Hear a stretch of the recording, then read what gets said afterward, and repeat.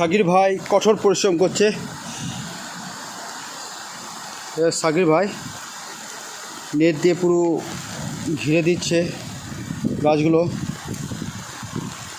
অনেক বৃষ্টি হচ্ছে, বৃষ্টির মধ্যেও সমানে গাছ লাগানোর কাজ চলছে আমাদের। বৃষ্টির মধ্যেও গাছ লাগানোর কাজ আমাদের থেমে যায়নি।